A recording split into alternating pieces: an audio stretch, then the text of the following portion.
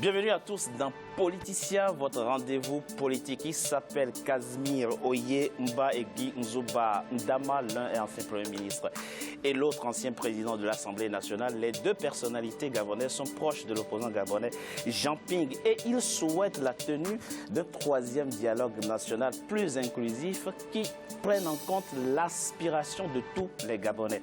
Pas question, rétorque le camp présidentiel qui dit s'en tenir totalement aux conclusions du dialogue initié par le président Ali Bongo et qui a pris fin le vendredi 26 mai 2017. Alors, quelles sont les principales conclusions de ce dialogue? Font-elles l'unanimité? Le Gabon va-t-il enfin sortir de la crise post-électorale? Trois Gabonais avec moi pour en parler. Jean-Bena Bikim, vous êtes le président du think tank Alpha, Alliance Alternative Africaine pour l'accompagnement. Bienvenue et merci d'avoir accepté notre invitation.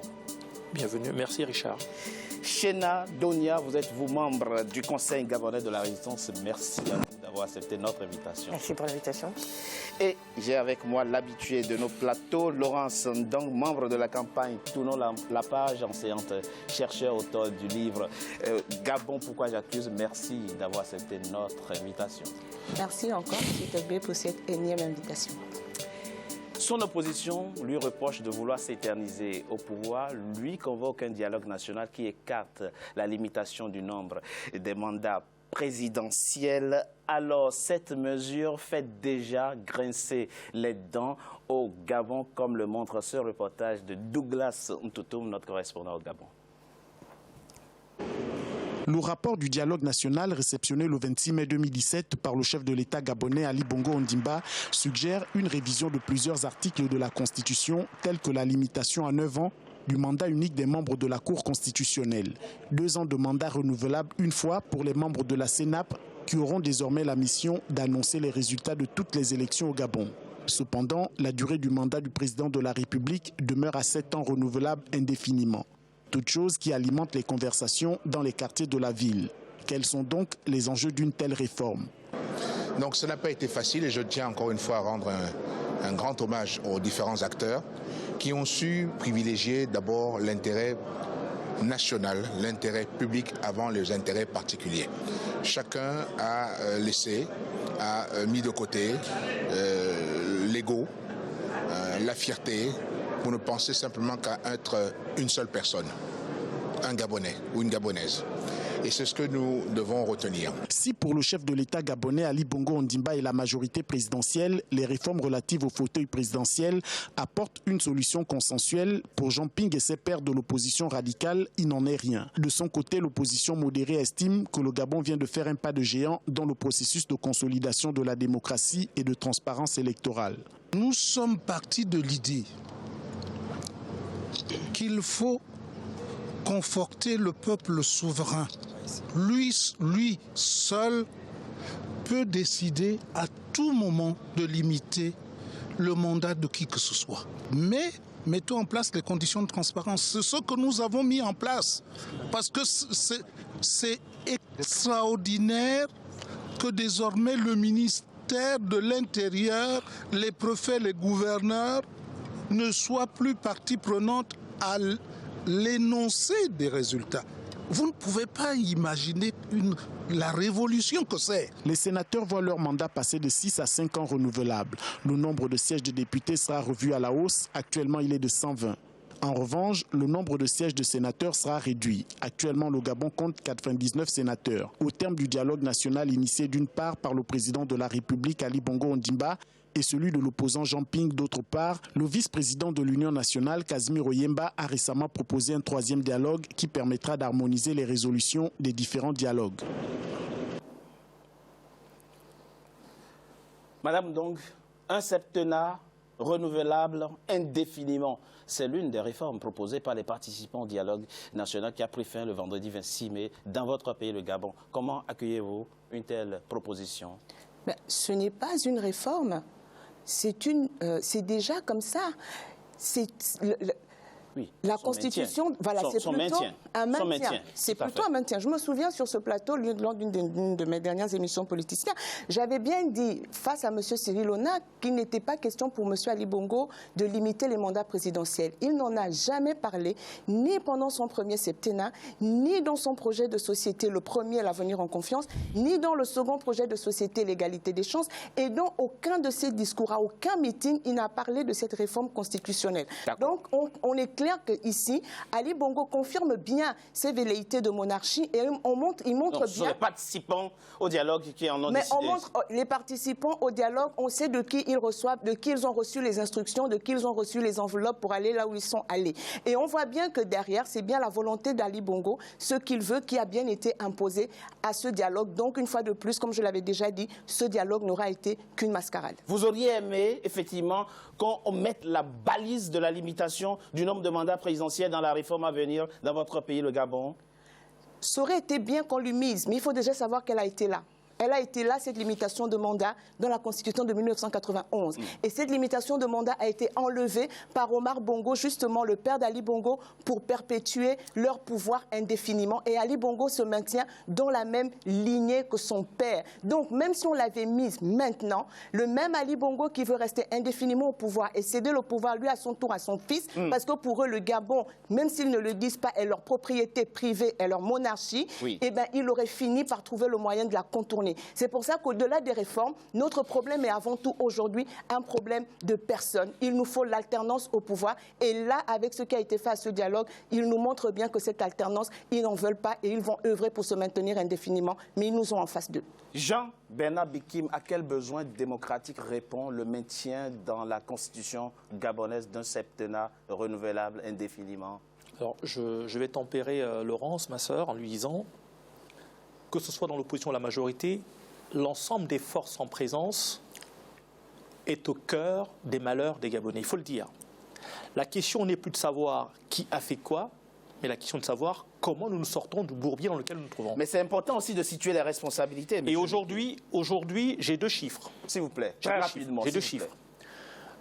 Entre 2006 et aujourd'hui, nous avons perdu 2700 milliards de francs CFA. Depuis la prise au pouvoir d'Ali Bongo, la dette du Gabon est passée de 18% à 49%. Tout à fait. Donc nous voyons très bien que toutes les parties en présence sont concernées par le mal-vivre des Gabonais. Le ralentissement de l'activité économique dû aux nombreuses grèves en est responsable, en est la cause. Aujourd'hui, le pays est bloqué. Le pays est bloqué, il faut le dire. Mais répondez à ma question, M. Bikim. Alors, s'il vous plaît, revenons aux réformes. J'en reviens. S'il vous plaît, très rapidement. Pourquoi maintient-on dans la Constitution, en tout cas dans la réforme à venir, un septennat? Ce que j'en pense, à titre personnel, c'est de l'hypocrisie. C'est hypocrite, c'est cynique, c'est irresponsable et c'est même inique. Pourquoi? Nous ne pouvons pas ignorer qu'il y a eu des morts en 2009, qu'il y a eu des morts en 2016 et qu'il y a surtout eu les accords de Paris, à Rambo et la conférence nationale. Et cette question avait été tranchée. Je ne peux pas admettre... La question du mandat présidentiel, de la durée du mandat présidentiel. Exactement. Et comment a-t-elle été tranchée, s'il vous plaît? Aujourd'hui, quand vous... Bon, je vais taper fort sur l'aîné Ndemezo. Quand vous prenez M. Ndemezo, il est complètement inacceptable que ce monsieur, qui a été membre de la FEANF, qui a été le directeur de campagne de Jean-Ping, puisse nous dire aujourd'hui, écoutez, nous avons fait ce que nous pouvions faire pour aller devant. Moi, je pense... Monsieur Bikim. J'en termine. Je pense qu'aujourd'hui, Ali Bongo et Jean-Ping doivent, sur les questions qui fâchent, parce que de toute façon, le compte n'y est pas. Le compte n'y est pas. On ne peut pas, en l'état actuel, avec un pouvoir qui est contesté, avec une Assemblée nationale dont les mandats des députés arrivent à échéance, nous dire, sont arrivés à échéance, nous dire, écoutez, on s'est réunis au cours d'un dialogue, nous avons décidé que ces mesures s'appliqueront. Non. D'accord. Non. Très bien. Vous parlez déjà de l'avenir, donc, des mesures proposées, mais très rapidement, s'il vous plaît. Monsieur Maganga Moussa vous dit quelque chose dans l'élément qui est passé et qui doit retenir l'attention. Il parle de révolution, le fait que dorénavant, le ministre de l'Intérieur et les gouverneurs ne soient plus partie prenante du processus électoral. Ça veut dire quoi? Au préalable, c'est un aveu de fraude? C'est une blague. C'est une blague. C'est une blague à partir du moment où le président de la République concentre en son sein tous les pouvoirs, rien n'a changé. Il faut absolument que le président de la République accepte aujourd'hui, parce que les Gabonais ne sont plus prêts à accepter que nous puissions continuer ad vitam aeternam sur cette base-là. Ça n'est pas possible. D'accord. Très bien. Monsieur Donia. Madame. Pardon. Excusez-moi, une vraie boude. Excusez-moi. Kazmi Oyemba, Guinzouba Ndama propose un troisième dialogue. Et moi, je leur propose... C'est un appel qui trouve écho chez vous, madame? Aucunement, aucunement. Je leur propose de s'en tenir aux recommandations de l'Union européenne, qui a donc parlé dans son rapport d'un dialogue renforcé entre l'État gabonais, l'Union européenne, Jean Ping et son camp, dans le cadre des accords de Cotonou qui lient le Gabon à l'Union européenne.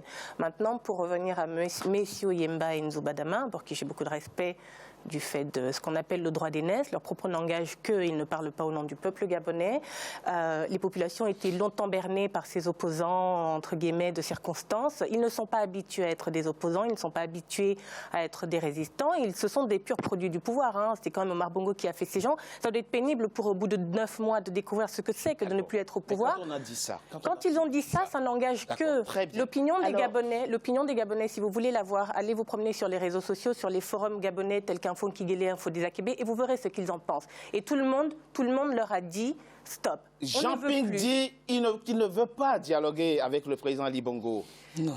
Ces deux gros lieutenants disent il faut que les deux hommes se parlent. Mais il n'y a pas de lieutenant. Qu'est-ce qu'il faut faire? Il y a une seule entité au-dessus de tout ça, au-dessus même de la fameuse Cour constitutionnelle. Kazimi Oyemba et Guinzouba Ndama, c'est pas rien. Si ce sont deux êtres humains, ce sont deux Gabonais. On est d'accord. Leur voix compte pour une personne. Quand ils sont allés voter, leur voix a compté pour une. Il s'avère que la majorité des Gabonais s'est exprimée. Et c'est cette voix-là que tout le monde refuse d'entendre aujourd'hui. Messieurs Yemba et tous les autres peuvent dire tout ce qu'ils veulent entendre. Je ramène tout le monde au 27 août. Le peuple gabonais s'est exprimé. Il reste souverain. Il est au-dessus de la Cour constitutionnelle, qui s'est également exprimé, parce que Mme Bouranso et ses juges ne sont pas plus souverains que le peuple. Et tout ce qui va rester, c'est notre volonté à nous, reconnaître qu'Ali Bongo a perdu cette élection, que Jean Ping l'a gagnée. Revenons, Mme Ndong, aux autres propositions. Désormais, le scrutin sera à 2 tours dans votre pays. C'est aussi l'une des mesures que réclamait l'opposition avant le dialogue. Est-ce que c'est aussi, quelque part, un point qui vous satisfait aujourd'hui? Alors, je veux revenir sur quelque chose que vous avez dit. Monsieur Jean Ping n'est pas opposé au dialogue et personne n'est opposé au dialogue. Nous sommes opposés à un dialogue qui maintient Ali Bongo au pouvoir. S'il veut dialoguer, discuter sur les conditions de son départ, nous discuterons avec lui. Parce qu'on en a marre de ces fraudeurs d'élections qui se maintiennent au pouvoir par la force et avec lesquels on est obligé de négocier. On ne négocie pas avec les perdants. Dans une démocratie, j'arrive. Dans une démocratie, quand on veut être une démocratie, on perd une élection, on s'en va. Et là, on voit bien, dans ce dialogue qui a été mené, ce dialogue pose problème. Toutes les mesures de ce dialogue, pour moi, posent problème. Pourquoi? Parce qu'il est mené par un gouvernement illégitime, par des personnes qui n'ont aucune légitimité, aucune légalité, parce que déjà, ils n'ont pas remporté l'élection. Donc, que l'élection eût été à 1 tour ou à 2 tours, tant que nous aurons en face de nous des personnes qui ne respectent pas le bulletin de vote, qui ne respectent pas la souveraineté du peuple, l'équation sera toujours là. Et je veux vous rappeler que pour l'élection présidentielle de 1993, l'élection était bel et bien à 2 tours. Mais ça n'a pas empêché M. Mbumbu Miyakou, qui était à l'époque ministre de l'Intérieur, de venir proclamer Omar Bongo vainqueur au premier tour avec 51%, alors même que les résultats de Libreville n'avaient même pas fini d'être dépouillés. Et nous en avons eu pour témoignage Mme Pauline Ningon, qui était à l'époque gouverneure de Libreville, qui s'est désolidarisée de cette décision, qui a dénoncé cette fraude. Que proposez-vous? Ou alors, si vous aviez été à ce dialogue... Je n'aurais jamais pu être à ce dialogue parce que je ne peux pas m'asseoir à la même table d'un pouvoir illégitime, illégal qui a tué les Gabonais. Votre dialogue.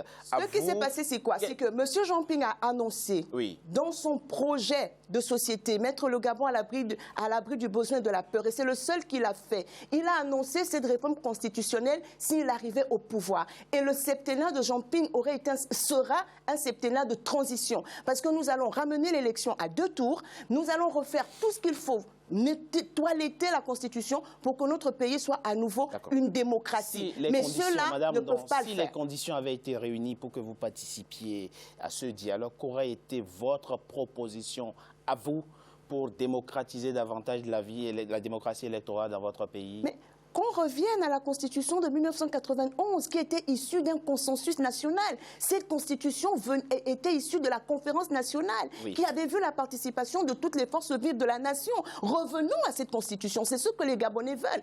Une élection présidentielle à 2 tours, une limitation des mandats consécutifs à 2 mandats consécutifs, et ramener le septennat au quinquennat. Ça a déjà existé dans notre Constitution. Mais nous avons en face de nous un régime des personnes qui ne respectent rien et qui balayent du revers de la main, qui tripatouillent la Constitution selon leur avantage. Nous parlons d'un dialogue, comme l'a dit M. Bikim, où on sort d'une contestation électorale et on voit qu'à la fin de ce dialogue, le pouvoir du président de la République, et on ne peut plus renforcer. Alors qu'en réalité, ça devait être l'inverse, ne fût-ce que pour rassurer les Gabonais. Donc, ils continuent dans l'arrogance et l'outrecuidance. Quel élément vous fait dire que le pouvoir sera plus renforcé? Écoutez, là, on va avoir, enfin, vous allez avoir une augmentation du nombre de députés mais qui sont du parti au pouvoir. Donnez-nous l'élément ou les éléments qui vous font penser effectivement que quand vous lisez leur rapport, ils disent que cette commission siégeait en vue de réduire le nombre de parlementaires. Et la ligne qui suit, on vous dit le nombre de députés est augmenté. J'ai imprimé leur rapport. Donc, on est toujours dans des contradictions pas possibles. Le président de la République reste celui qui nomme la présidente de la Cour constitutionnelle, qui, elle, sera toujours chargée de valider l'élection du président de la République. La Cour constitutionnelle, dont le mandat sera désormais unique et porté à 9 ans, Je n'avais pas terminé. Au lieu de 7 ans en ce moment. Le même président de la République nomme toujours 3 membres de ce Conseil constitutionnel. Il détermine la politique de la nation tout seul. Il est le détenteur suprême du pouvoir exécutif. Ce qui va être proposé dans l'article 8 alinéa 3 de la Constitution. Donc on voit bien que Ali Bongo fait tout. On ne limite pas son mandat, mais on réduit quand même celui des députés de 6 à 5 ans. Mais celui du président reste intouchable et renouvelable indéfiniment. En somme, les propositions de réforme reçoivent de votre côté une fin de non-recevoir, si je puis conclure ainsi. Une fin de non-recevoir. Elles sont tout aussi illégitimes que ceux qui ont décidé de ça. Ça prouve leur illégitimité et leur incompétence. Quelques instants pour la deuxième partie de notre émission. À tout de suite.